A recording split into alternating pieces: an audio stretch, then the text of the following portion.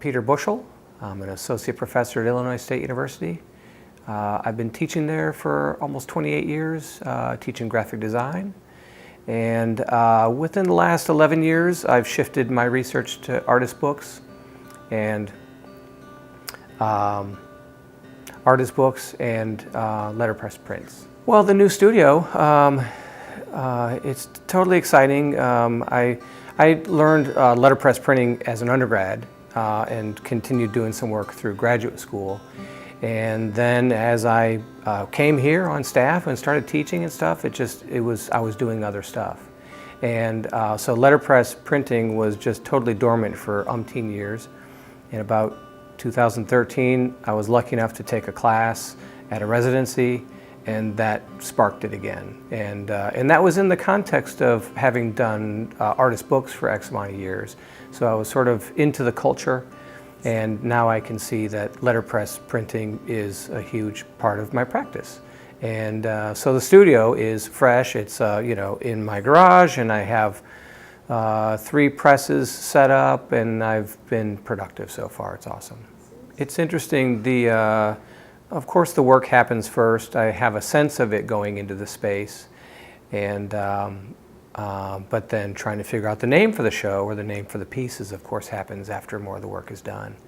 And I came up with Deconstruct, Accord, totally related to the 2 pieces, to the 2 bodies of work that are in the show.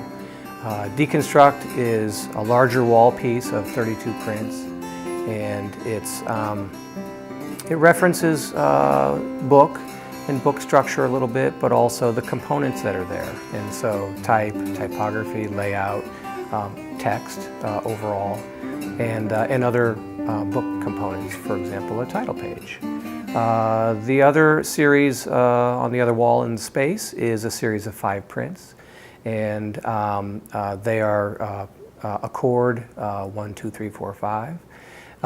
And they are about harmony. They're about composition. They're about, well, of course, they're abstraction. In terms of letterpress, they're about finding details in letter forms, but finding them through cropping. And so, for sure, the intention was color and sort of brilliance and a good dynamic through that. But it's abstraction and letter forms all wrapped up in one. So all of it together, every time there's a relationship between things, of course I'm looking for greatness or harmony or a good relationship overall. The text blocks are, of course, one element in a normal or conventional book structure. And part of my work in these 2 bodies of work, part of my effort is abstraction and challenging the norms. So I wanted to make sure that that I'm working off of those original or sort of familiar forms, but then giving them new life. So for example, the quote text that's in this work isn't. There's no single word that's readable or real, except, well, you'll find out. So the intention is to pull off of that original life of what text is, and of course my background as a graphic designer working with text and headers and image text relationships and stuff in books or publications is all where that comes from. And so I wanted to work with those familiar things but give them to the viewer in a totally unconventional way. I worked to make it feel as texty as possible, finding ascenders and descenders and finding sort of length of words and fairly normal word spaces and stuff like that. And then, of course, just positioning it on the page becomes another compositional moment like the other elements on the page. The connective detail is letterpress prints. And so I've done other series like the Accord series and played with abstraction, played with conventional letter forms, but giving them to the viewer in a different way and finding harmony and so forth.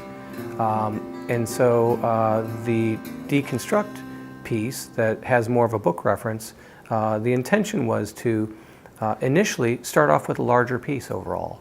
In terms of being a printmaker and oftentimes working within the limits of the press and thinking small prints, I wanted to see how a larger piece could be built.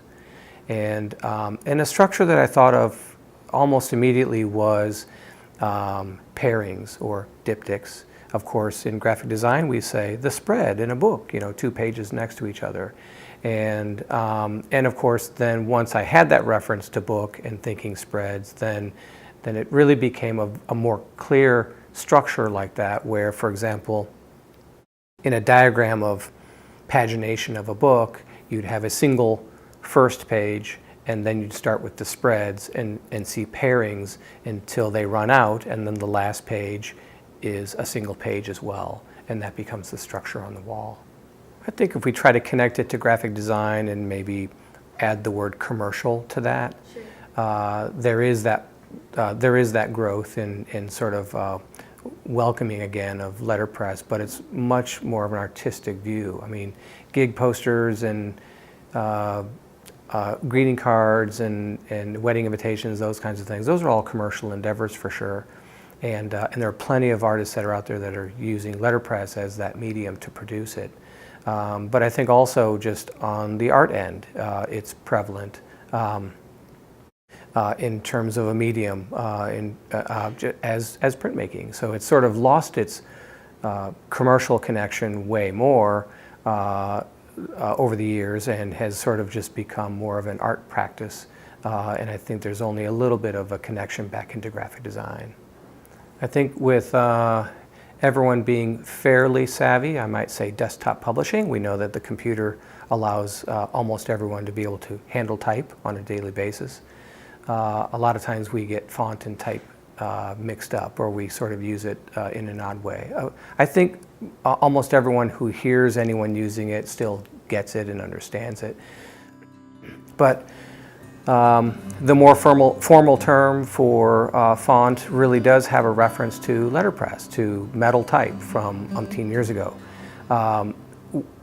If someone was going to order a font, they would be ordering a single point size of a typeface. So if I wanted Garamond 14 points, I would make my order and I would get my type already in to be used on my press and in production.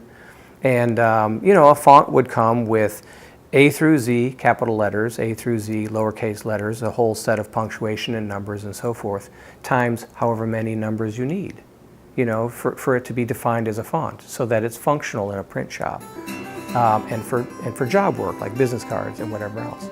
So, but a typeface is essentially the visual, So if I say Garamond 14 is irrelevant when we talk about the typeface. So it's the look of the typeface. And so Garamond is one of our traditional serif faces. Helvetica is our classic sans serif face. And so the look of that is what we're used to. And oftentimes people will say, use Helvetica font, but the better term would be the typeface, Helvetica. It's awesome to work with you and Doug and other staff that are here. It's a great space to be able to show in. If you think sort of formally, being able to put work in a gallery space and the opportunity for the public to come in and so forth, that's great. But I think also to broaden that out and just to think of the exposure overall. It feels awesome to think that as a region, in terms of Central Illinois, being able to come in and see more work, it feels nice to think that others are getting a feel of what I can do in the studio.